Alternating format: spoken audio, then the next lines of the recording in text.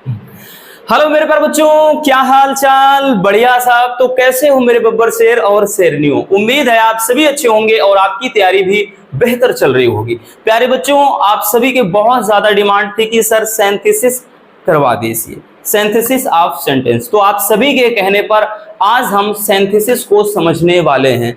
कुछ भी कठिन नहीं होता, आज इतना आसानी से आपको समझाएंगे, इतना सिंपल तरीके से, ये ऑल टाइम आपके माइंड में स्टोर हो जाएगा। कभी नहीं भूल पाओगे कि हाँ सिंथेसिस में क्या दिक्कत होती है। चलिए देख लेते हैं। सबसे पहले ये समझ लेते हैं कि सिंथेसिस होता क्या है। नरेशन तो देख रखा है सिंथेसिस, क्योंकि ट्रांसफॉर्मेशन आता है, सिंटैक्स आता है, तो भाई ये 8-10 नंबर वाले टॉपिक होते हैं। ठीक है, देखिए सिंथेसिस ऑफ सेंटेंस, सिंथेसिस में अगर हिंदी में कहेंगे तो संश्लेषण होता है वैसे, बट अगर हम बात करें तो सिंथेसिस कहते किसको हैं? ये जो सिंथेसिस सेंटेंस बनता है, पहले वो समझना जरूरी है कि बच्चों ये होता क्या है एक्चुअल में। देखिए सिंथेसिस में अगर हम बात करें भैया, तो दो या दो से अधिक शब्दों का योग, दो या दो से अधिक वाक्यों को जोड़ना, इसमें यही चीज होता है, वाक्यों को जोड़ना। अब जोड़ करके उसको क्या है, सिंपल में बनाया जाता है, कॉम्प्लेक्स में बनाया जाता है, और उसके बाद कंपाउंड में बनाया जाता है। तो अभी इतना जानिए कि दो या दो से अधिक वाक्यों को जोड़ करके क्या बना देना भैया, तो इनको जोड़ करके एक कंप्लीट वाक्य बना देना। ठीक है, क्या बना देना? एक मतलब पूर्ण वाक्य जिसको बोलते हैं, पूर्ण वाक्य बना देना, ये इसमें होता है। ठीक है, यानी इसमें दो या दो से अधिक, 3 पार्ट हो जाएंगे, सबको मिलाकर एक बना देना होता है इसके अंतर्गत। अब अगर हम बात करें बच्चों, तो सिंथेसिस में भी ये कितने प्रकार के होते हैं बच्चों? तो ध्यान देना, जो सिंथेसिस होता है, सिंथेसिस 3 प्रकार के होते हैं। ठीक, 3 प्रकार के होते हैं। ठीक, सिंथेसिस 3 प्रकार के, या फिर यूं कह ले सिंथेसिस में मतलब वाक्य 3 प्रकार के बनते हैं, ऐसे नहीं। मतलब इसमें क्या होते हैं, जो सिंथेसिस के अंदर जो वाक्य होते हैं, यानी जो वाक्य बनता है बच्चों, वो कितने टाइप का होता है? 3 प्रकार का। कौन कौन भैया? पहला समझिएगा, पहला होता है सिंपल सेंटेंस, सिंपल सेंटेंस। ठीक है, अब उसके एक मिनट भाई, क्या लिख दिया? Simple sentence. ठीक, और दूसरा होता है बच्चों, दूसरा होता है कॉम्प्लेक्स सेंटेंस। क्या होता है? Complex sentence. तीसरा होता है रसगुल्लों आपका कंपाउंड सेंटेंस। क्या होता है बच्चों? Compound sentence. कंपाउंड सेंटेंस मतलब ये इसमें होते हैं। ठीक है, इसमें जो सेंटेंस होते हैं वो कितने टाइप के हो गए भैया? तो 3 टाइप, 3 प्रकार के सेंटेंस होते हैं सिंथेसिस के अंदर। ठीक, एग्जाम में दिया रहता है, लास्ट में दे देगा सिंपल में बनाना है, इसको कॉम्प्लेक्स में बनवाना मतलब कन्वर्ट करना है, या फिर कंपाउंड में कन्वर्ट करना है, तो ये होता है। तो सबसे पहले हम समझेंगे भाई इस वाले को। तो आज के इस वीडियो में पूरा समझ लेना है कि सिंपल कैसे बनाते हैं, पूरा कंप्लीट कॉन्सेप्ट आज इसका होने वाला है। तो आज हम सिंपल सेंटेंस का पोस्टमार्टम करने वाले हैं। चलिए समझ लेते हैं। देखिए सिंपल सेंटेंस अगर बनाना है तो भाई इसमें कुछ बेसिक से रूल्स होते हैं, रटना नहीं है, बस समझना है। हमेशा से बोलते हैं कि रटाना हमारी फितरत में नहीं, आप रट कर नहीं तैयार कर सकते हो ना, केवल समझना है बच्चों। देखिए सिंपल सेंटेंस बनाने के लिए सबसे पहले क्या होता है? पार्टिसिपल के द्वारा। और एक चीज का ध्यान देना बच्चों, ये जो पार्टिसिपल के प्रयोग से अपन बनाते हैं, तो एग्जाम पीरियड में भैया मान के चलिए 70 से 80% इसी टाइप का क्वेश्चन होता है, यानी जो पार्टिसिपल वाला होता है। ठीक, पार्टिसिपल के प्रयोग से सबसे ज्यादा बनाना होता है, और एक इंफिनिटिव टू होता है उसकी मदद से। ठीक, तो देखिए पार्टिसिपल में अगर हम बात करें तो पार्टिसिपल आपके 3 प्रकार के होते हैं, यानी पार्टिसिपल के प्रयोग से 3 प्रकार से सेंटेंस बनते हैं सिंपल। पहला है प्रेजेंट पार्टिसिपल। प्रेजेंट पार्टिसिपल में अगर ध्यान दे बच्चों, तो इसमें चलता है वर्ब की फर्स्ट फॉर्म में आईएनजी। ठीक है, आईएनजी लगा करके चलता है। ठीक, तो ये प्रेजेंट पार्टिसिपल बनता है। फिर होता है पास्ट पार्टिसिपल, तो इसमें भैया होता है वर्ब की थर्ड फॉर्म यूज करते हैं, ठीक। अब उसके बाद जो तीसरा होता है परफेक्ट पार्टिसिपल, तो इसमें चलता है हैविंग, इसमें चलता है बच्चों हैविंग प्लस वर्ब की थर्ड फॉर्म, ठीक है, हैविंग प्लस वर्ब की थर्ड फॉर्म, या फिर ऐसे चलता है आफ्टर करके, आफ्टर और वर्ब की फर्स्ट फॉर्म में आईएनजी लगाकर, ठीक। तो दो तरीके से बनाते हैं, इसमें ये चीज चलता है, और यही सबसे ज्यादा जरूरी होता है समझना, ठीक है, कि हम कब प्रेजेंट पार्टिसिपल के रूप में बनाना है तो वर्ब की फर्स्ट फॉर्म में आईएनजी अप्लाई करेंगे, पास्ट में तो वर्ब की थर्ड फॉर्म, और परफेक्ट पार्टिसिपल में तो भैया हैविंग प्लस वर्ब की थर्ड फॉर्म या फिर आफ्टर करके प्लस वर्ब के फर्स्ट फॉर्म में आईएनजी करके बनाते हैं, ठीक। तो इतना तो समझ में आ गया होगा, हमने बताया ना रूल नहीं रटना, अब इतना तो समझ गए होंगे कि भैया क्या कुछ करना है। अब समझिए इसमें वाक्य को समझने की जरूरत है, थोड़ा इसको समझिएगा। अब यहां से अगर देखें प्रेजेंट पार्टिसिपल कब बनाते हैं बच्चों, इस बात को अच्छे से समझ लेना, जब दो कामों के बीच में समय का गैप ना हो, मतलब समय का गैप ना हो, तो ये कब चलता है, जब दो काम के बीच में समयांतराल ना के बराबर हो, ना के बराबर हो, ठीक। कहने का मतलब एक काम खत्म हो दूसरा फटाक से, यानी दोनों काम के बीच में समय का जो गैप है वो ना के बराबर हो, मतलब एक जो कहते हैं ना कि एक क्रिया जैसे संपन्न हुई दूसरी तुरंत स्टार्ट हो जाए, दोनों के बीच में गैपिंग ना हो, तब क्या हो जाता है, मतलब प्रेजेंट पार्टिसिपल में तभी बनाते हैं, ठीक है। तो ये चीज ध्यान रखना भाई, नहीं आपके लिए थोड़ा दिक्कत हो सकती है बच्चों इसमें, ठीक। तो दो कामों के बीच में अगर गैपिंग ना हो तब इसको हम बनाते हैं किसमें, तब प्रेजेंट पार्टिसिपल होता है, समझिएगा, एकदम क्लियर हो जाएगा, याद रखना। और पास्ट पार्टिसिपल में तो देखिए इसमें मतलब पास्ट पार्टिसिपल में अगर हम बात करें तो इसमें होता है, लेकिन एक काम दूसरे से लिंक होता है। अब उसके बाद जो परफेक्ट पार्टिसिपल होता है, इसमें समझिएगा परफेक्ट पार्टिसिपल में बच्चों, तो इसमें एक काम खत्म होने के बाद दूसरा स्टार्ट होता है, एक काम खत्म होने के बाद दूसरा शुरू होता है, ठीक। तो यही दो अंतर समझना है, और यही क्या है बच्चों सबसे ज्यादा जरूरी होता है, क्योंकि सबसे ज्यादा जो पूछा जाता है प्रेजेंट पार्टिसिपल और परफेक्ट पार्टिसिपल, ठीक। ये वाला बहुत कम पूछता है, लेकिन फिर भी इसमें हमने क्या बताया कि एक काम दूसरे काम से मतलब इस तरह से रिलेट होता है कि मतलब इसका संबंध होता है, जैसे ये कहा जाए कि मैंने एक कलम खो दिया, ठीक है, और मैं उसे पाया, ऐसे कि भाई मैंने कलम खो दिया था, मैंने उसे पाया, तो इसमें काम बहुत पहले मतलब कभी ना कभी हो चुका होता है, और दूसरा काम मतलब क्या है काफी गैपिंग हो जाता है, तो ये चीज इसमें चलता है। अब चलिए एग्जाम्पल के थ्रू समझते हैं, ऐसे में तो थोड़ा दिक्कत होगी। चलिए अब देखिए यहाँ पे आपके सामने एग्जाम्पल है, आप खुद बताएंगे कि भैया ये कहां मतलब यहां पर कौन सा पार्टिसिपल अप्लाई होगा, ठीक है। पहला कह रहा आई सा a snake I become afraid, मैंने एक सांप देखा और मैं डर गया। तो आप ये बताइएगा बच्चों कि सांप देखना और डरना इसके बीच में क्या कोई समय लगेगा, बोलिएगा, नहीं लगेगा ना।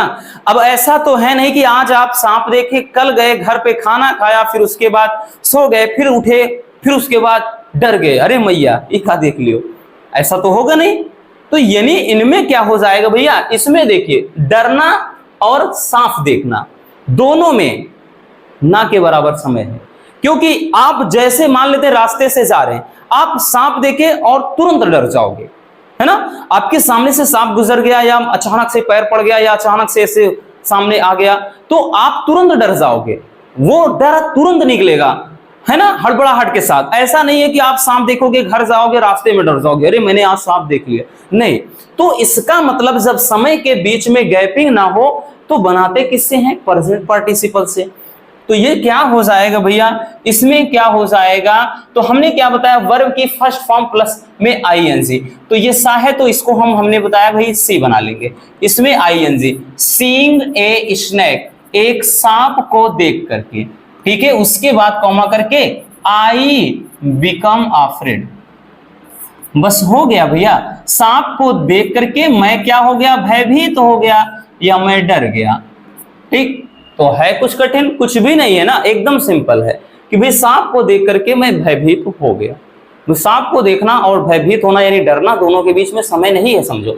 अगला, Sudha heard a news, she began to cry, वो रोने लगी, यानी इसको सिंपल में कैसे बनाएंगे, कह रहा है कि सुधा हियर्ड अ न्यूज, सुधा ने एक न्यूज सुना, सुधा ने एक न्यूज सुना और कह रहा है कि वो क्या हो गई, रोना, मतलब वो रोने लगी। तो आप लोग बताइएगा, क्या न्यूज सुनने में और रोने में समय लगेगा? मान लेते हैं कि भाई कोई ऐसी इंसिडेंट हो जाए घर में, मतलब ऐसी कोई घटना हो जाए कि जिसकी आप कल्पना भी नहीं कर सकते हो, अचानक से वो होता है ना कि घर में जब कोई ऐसी न्यूज मिल जाए तो अचानक से बेहोश कोई हो जाता है, ठीक है ना, मतलब जैसे कोई भाई अपना कोई बहुत प्रिय दुनिया से अलविदा हो जाए, तो क्या होता है, जैसे ही उसके घर वाले भाई न्यूज सुनेंगे तो वो तुरंत ही, मतलब ऐसा होता है तुरंत रोने लगेंगे, ऐसा नहीं है ना सुनते ही तुरंत रोने लगेंगे। तो काम के बीच में यानी न्यूज सुनना और वो जो चीज, मतलब हमने बताया ना कि सुधा हियर्ड, अरे भाई यहाँ पे कहाँ लग गया, सुधा हियर्ड अ न्यूज, कि सुधा ने खबर सुनी, ठीक है, यानी सुधा ने खबर सुना और रोना, दोनों में, यानी जैसे ही उसने खबर सुनी तुरंत वो रोने लगी, तो इसमें गैप नहीं है। तो बनाएंगे कैसे, प्रेजेंट पार्टिसिपल से, तो ये हो जाएगा, हमने बताया वर्ब तलाशना है, तो भैया वर्ब है हियर, तो आईएनजी लगाएंगे, हियरिंग अ न्यूज, ठीक, ये कॉमा करिए, इसके बाद यहां पर लिखेंगे भाई सी, सी किसके लिए है, सुधा के लिए है, तो सुधा बिगैन टू क्राई, बस हो गया, सिंपल बन गया। देख सकते हैं ना कितना आसान है। अब इसमें आइएगा कि रितु फिनिश्ड हर वर्क और सी वेंट टू प्ले। अब समझिएगा, कह रहा है कि Ritu finished her work, Ritu ने अपना काम फिनिश किया, समाप्त किया, और सी वेंट टू प्ले, वो खेलने चली गई। अब इसमें बताइएगा बच्चों, क्या दोनों काम के बीच में अंतर है रसगुल्लो?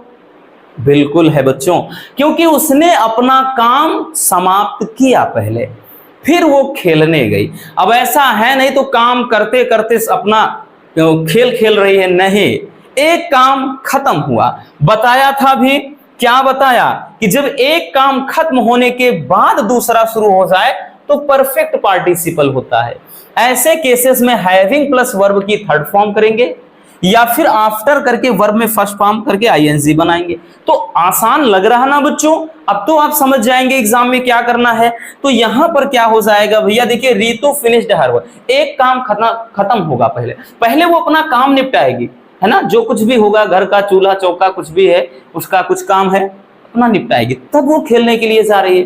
ठीक, तो यहां पर क्या है, एक काम फिनिश हो रहा है।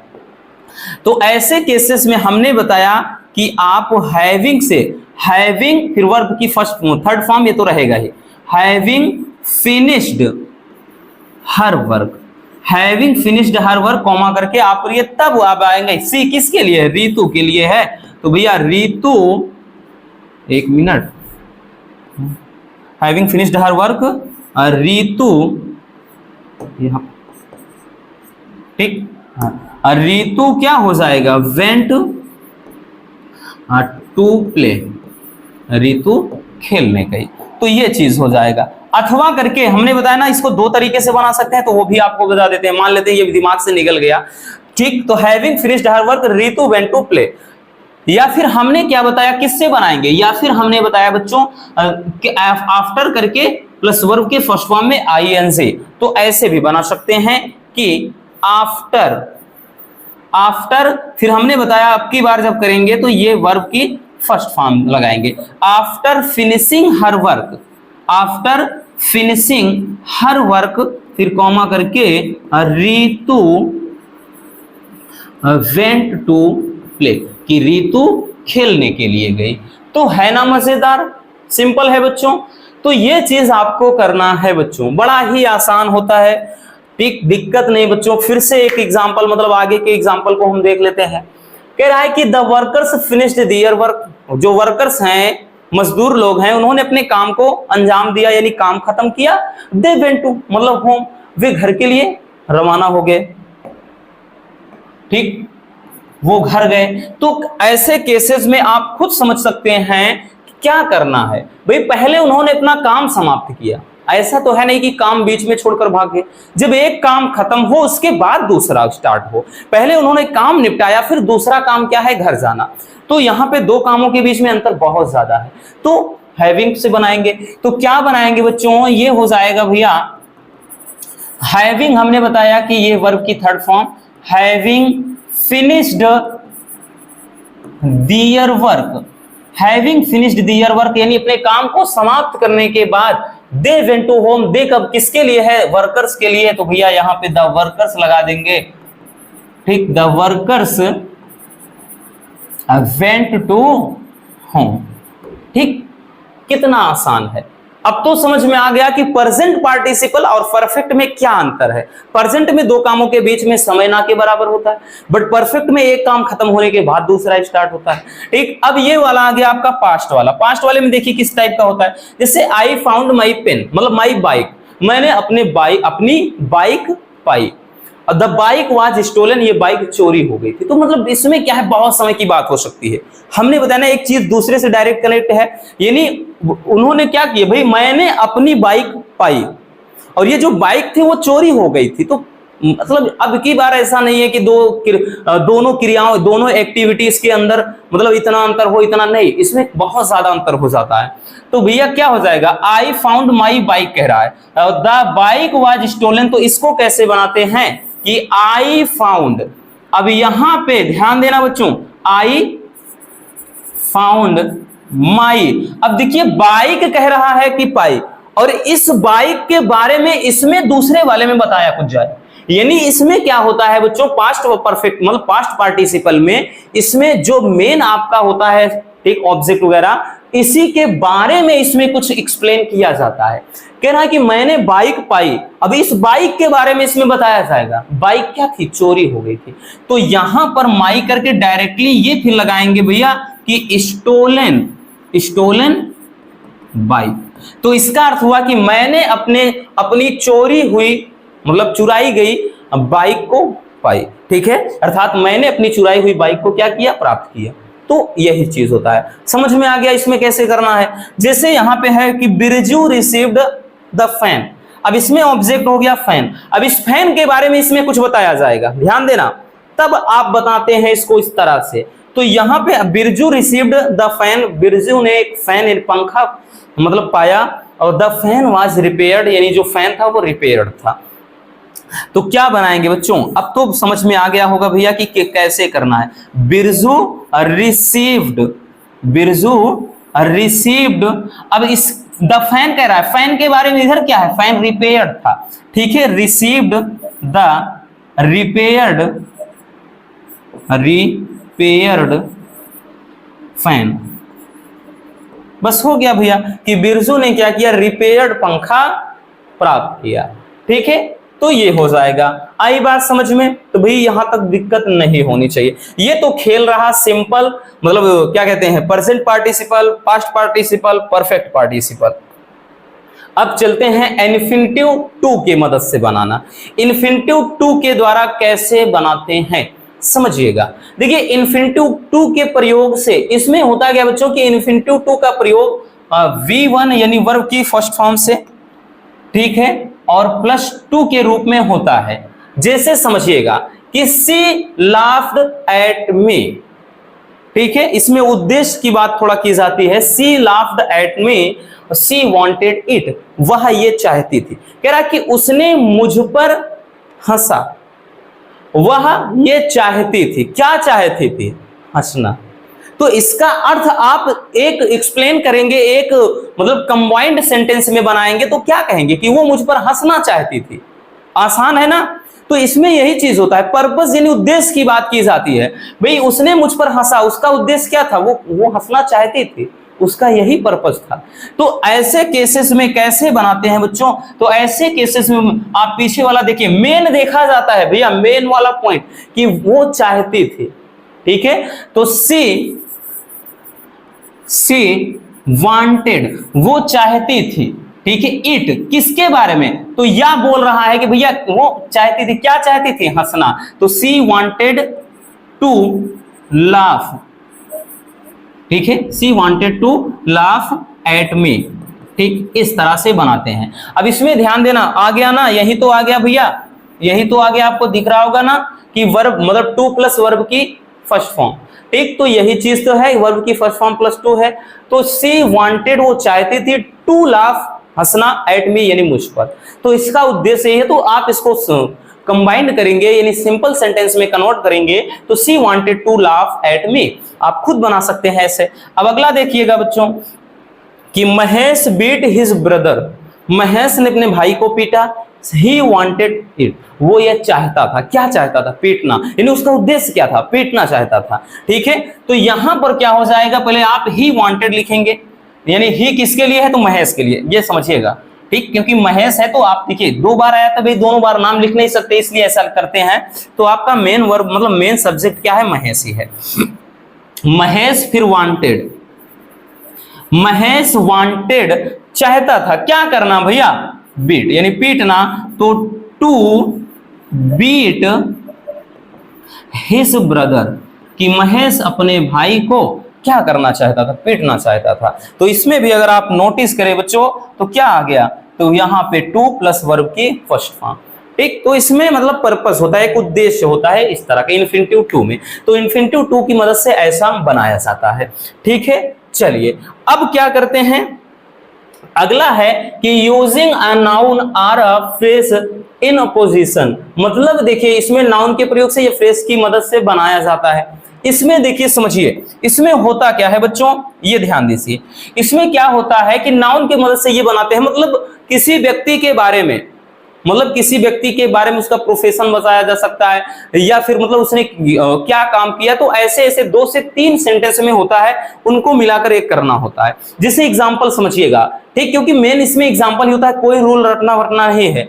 जैसे Rohit Sharma is our captain, कि रोहित शर्मा क्या है, हमारे कैप्टन हैं, ठीक है। और ही स्कोर्ड 100, कि उन्होंने 100 स्कोर किया। तो इसमें आप समझिएगा उनके मतलब उनके एक प्रोफेशन के बारे में बताया जाएगा, फिर और साथ में उन्होंने क्या किया वो चीज होता है, समझ गए। कि एक हमने बताया प्रोफेशन, और दूसरा क्या चलता है कि उनके द्वारा जो किया गया कोई एक्टिविटीज। जैसे भाई रोहित शर्मा है, अब रोहित शर्मा कौन है, आवर कैप्टन, हमारे कप्तान हैं। और ये कप्तान साहब ने किया क्या है, तो भैया इन्होंने 100 मार दिया है। तो ऐसे केसेस में क्या करते हैं, सबसे पहले आप मेन पॉइंट यानी मेन सब्जेक्ट को आप देखेंगे, तो लिखेंगे बच्चों रोहित शर्मा, यानी जो शर्मा जी का लड़का है। अब कॉमा करेंगे, इनके बारे में क्या बताया जा रहा है कि भैया ये क्या है, हमारे कप्तान हैं। तो रोहित शर्मा अवर कैप्टन, ठीक, अवर कैप्टन, ठीक, हमारे जो कप्तान हैं, कॉमा फिर से करेंगे। अब यहां पर कुछ नहीं लगाना, केवल स्कोर्ड 100, ठीक, बस हो गया, फिनिश, है ना। इस तरह से होता है, जैसे यहां पे लिख देते कि माही अर्थात जो धोनी साहब हैं, Dhoni is our captain, he scored 100, ऐसे कर सकते हैं, तो धोनी अवर कैप्टन, ठीक है, इस तरह से। तो या फिर लिख सकते हैं, जैसे आ गया यहाँ पे आ गया भाई Virat Kohli is Indian captain, और ही स्कोर्ड जैसे 50, आप लिखेंगे इस तरह से, या 100, तो यहां पे हो जाएगा विराट कोहली कॉमा करके इंडियन कैप्टन स्कोर्ड 100, ऐसे बनाते हैं। क्लियर हो गया, अब तो एकदम समझ में आ गया हो। यानी इसमें प्रोफेशन चलता है, साथ में उन्होंने क्या किया वो चीज चलता है। जैसे एक एग्जांपल और समझ लेते हैं कि Columbus was an Italian, Columbus क्या है, एक इटालियन है, ठीक, और ही स्कोर्ड मतलब सॉरी स्कोर्ड कह रहे हैं, ही डिस्कवर्ड अमेरिका, उन्होंने अमेरिका की खोज की।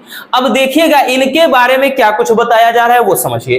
तो कोलंबस जो है कौन, इटालियन, इन्होंने किया क्या है, डिस्कवर्ड किया है अमेरिका का। तो अब तो इसको आप बना सकते हो, क्या बनाओगे बच्चों, आप बनाओगे कोलंबस अब कॉमा करोगे ना भैया, क्या थे, एन इटालियन, ठीक। तो कोलंबस एन इटालियन, फिर उसके बाद कॉमा करना है, कॉमा करने के बाद भाई इन्होंने क्या किया, तो यहां पे डिस्कवर्ड, ये सब इससे नहीं मतलब सब्जेक्ट वगैरह, तो ये हो जाएगा डिस्कवर्ड अमेरिका, ठीक। बस सीधी बात, नो बकवास, बस इतना कुछ करना है। ऐसे और भी कुछ दे देगा बच्चों, ठीक है, जैसे दे देगा कि जैसे आगे मतलब कोई भी चीज आ गया भैया, कि जैसे चंद्रशेखर आजाद के बारे में दे दिया कि हाँ ये थे एक वीर पुरुष थे, उन्होंने ये काम किया, ऐसा महात्मा गांधी, फिर या एक जैसे दे देगा, या फिर दे देगा जैसे सुकरात एंड मतलब वाज एन ग्रेट फिलोसोफर, फिर उसके बाद उन्होंने क्या किया, सब कुछ। तो आप क्या करेंगे, सब्जेक्ट उतारेंगे, उसके बाद वो कहां से हैं या फिर उनका क्या प्रोफेशन है, तो ये चीज करना है, फिर कॉमा करना है, उसके बाद आप इधर आ जाओ कि उन्होंने क्या कुछ किया है, ये काम करना है। क्लियर। तो इस टाइप से नाउन और फ्रेज की मदद से क्या है बनाते हैं, ठीक। चलिए अब उसके बाद कंजक्शन एंड के प्रयोग से, ठीक है, जो प्रमुख है बता रहे हैं भैया, इसके अलावा भी 2 से 3 रूल हैं, लेकिन मोस्टली जो होता है यही आते हैं, ठीक। सबसे ज्यादा जो पूछा जाता है भैया इसी टाइप का पूछता है, याद रखना। अब देखिए कंजंक्शन एंड के प्रयोग से कब, तो कंजंक्शन ये जो एंड है इसका प्रयोग कब होता है बच्चों, तो थोड़ा समझ लीजिए। इसमें क्या होता है, इसमें होता है भैया कि क्या इसमें जो वर्ब हो 2 या 2 से अधिक सेंटेंस की जो वर्ब हो वो क्या हो, समान हो, वर्ब क्या हो, समान हो, तो ये चीज होता है, इसमें वर्ब समान होती है जनरली। और उसके बाद एक चीज और समझना बच्चों कि इसमें जो सब्जेक्ट होता है, जो सब्जेक्ट होता है या फिर जो ऑब्जेक्ट होता है, ठीक, उनमें ही एंड का प्रयोग किया जाता है, ठीक है, उनमें ही एंड का प्रयोग होता है, ठीक। इस तरह से जैसे समझिएगा, समझिए थोड़ा इसको, कह रहा है कि I need to buy a pen, हमें मतलब एक कलम खरीदने की जरूरत है, और I need to buy a book, हमें एक किताब खरीदने की जरूरत है। तो यहां पर क्या आ गया, यहां पर हमने बताया कि पहले तो आप नोटिस करेंगे तो भैया यहां पर भी क्या है, वर्ब जो है नीड है, यहां पर भी वर्ब नीड है, सॉरी यहां पर भी मतलब ये बाई है और यहां पर भी बाई है, ठीक है, दोनों में है खरीदना। अब उसके बाद यहां पे एक पेन है, यहां पे एक बुक है, तो इसमें करते क्या है, जो अलग अलग जो सब्जेक्ट और, ध्यान देना, अलग अलग सब्जेक्ट और ऑब्जेक्ट के बीच में क्या है, एंड लगाते हैं, ठीक। किसमें, दोनों अलग होंगे, याद रखना, 2 अलग अलग सब्जेक्ट और ऑब्जेक्ट के बीच में क्या कर देते हैं, एंड अप्लाई कर देते हैं। जैसे अभी इसको कैसे बनाएंगे, इसको बनाएंगे बच्चों की आई नीड टू बाई, हमें खरीदने की जरूरत है, ठीक, क्या चीज भैया, ए पेन एंड क्या चीज, अ बुक, ठीक है। तो समझ में आ गया ना, इतना कुछ जो आगे रामायण है हमसे नहीं मतलब है, हमने क्या बोला कि इसमें सब्जेक्ट 2 अलग अलग सब्जेक्ट के बीच में या तो एंड लगाते हैं या फिर भैया 2 अलग अलग ऑब्जेक्ट के बीच में, तो ऑब्जेक्ट अलग है ना, यहां पर बच्चों पेन है और यहां पर बुक है, तो हमने दोनों के बीच में एंड अप्लाई कर दिया, हुआ ना, क्लियर हुआ भैया। आगे देखते हैं कि सुमन वेंट टू आगरा, सुमन आगरा गई, और सुधा आल्सो वेंट टू आगरा, सुधा भी आगरा गई। तो अब अगर देखेंगे तो दोनों में जो वर्ब है बच्चों वो क्या है, इधर वेंट है उधर वेंट है, दोनों बराबर है। बट अगर ध्यान देना भैया सुमन और सुधा अब की बार 2 क्या है, अलग अलग, 2 अलग अलग सब्जेक्ट हो जाते हैं, लेकिन दोनों का पर्पस क्या है, आगरा ही जाना है। तो आगरा तो सेम है, लेकिन अब की बार देखिए इसमें क्या था कि भाई सब्जेक्ट सेम था, लेकिन एंड कब लगाते हैं, जब 2 अलग अलग सब्जेक्ट हो या 2 अलग अलग ऑब्जेक्ट, तो इसमें 2 अलग अलग ऑब्जेक्ट था, उसके बीच में हमने लगा दिया। अब की बार 2 अलग अलग सब्जेक्ट है, देखिएगा यहां पर सब्जेक्ट सुधा है, यहां पर सुमन है, तो अब की बार 2 अलग सब्जेक्ट के बीच में एंड लगाएंगे तो क्या हो जाएगा बच्चों, ये हो जाएगा भैया Suman and Sudha, Suman and Sudha went to Agra, Suman और सुधा क्या है, आगरा गई। समझ में आ गया ना। तो यहां पर हमने क्या किया बच्चों, एंड यहां अप्लाई कर दिया। बट यहां पर क्या था, देखिए यहां पर भी ये ऑब्जेक्ट अलग अलग था, बट अब की बात देखिए सब्जेक्ट अलग अलग है। तो कैसे केसेस में लगाते हैं, दो अलग सब्जेक्ट या दो अलग ऑब्जेक्ट के बीच में, नीचे लिख दिया है ना अलग, ठीक है, याद रखना। अगला जैसे है देखिएगा, कह रहा है कि महेश सा द ताजमहल, कि महेश ने ताजमहल देखा, और ही सा द रेड फोर्ट आल्सो, और उसने क्या है, लाल किला भी देखा।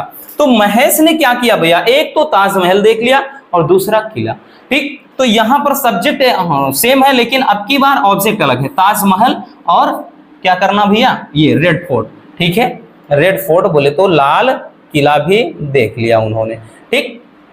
तो क्या बनाएंगे, क्या बनाएंगे इसको, महेश, ठीक, Mahesh Shah the Taj Mahal, Taj Mahal and the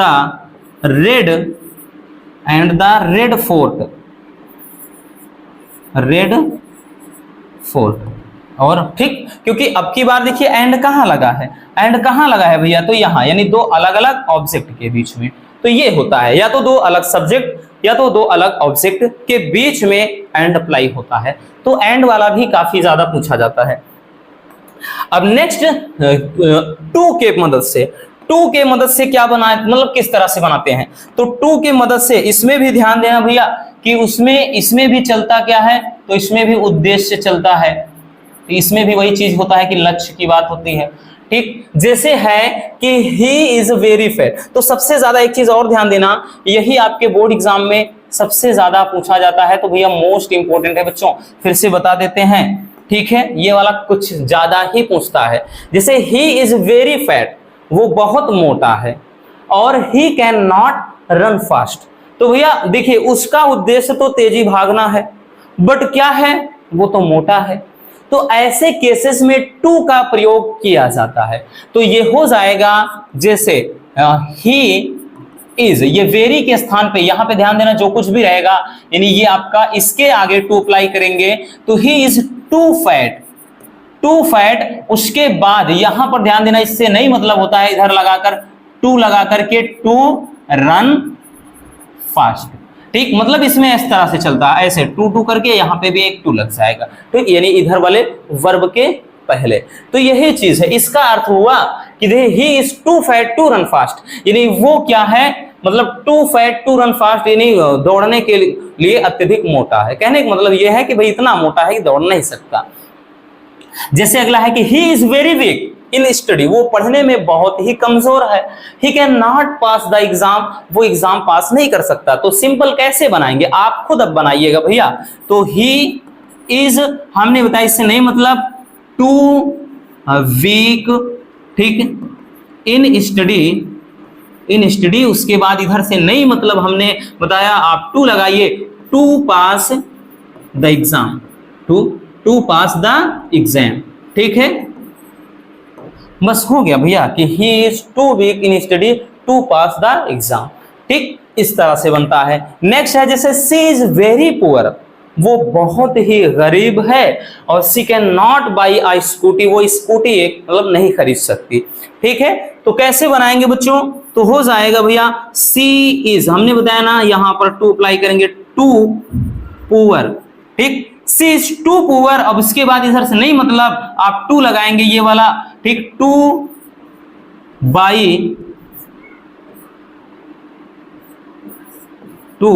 by a scooty, ठीक है।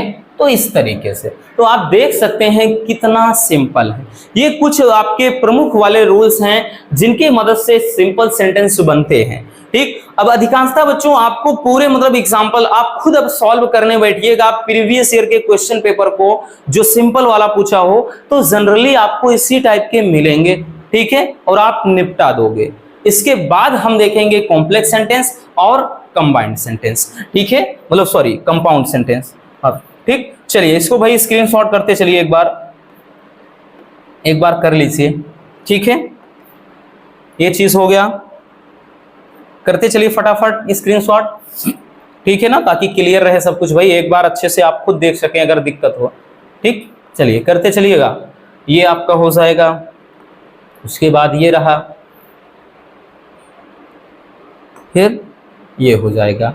ठीक है, समझ में आया प्यारे रसगुल्लों? तो बस आज के इस वीडियो में इतना ही।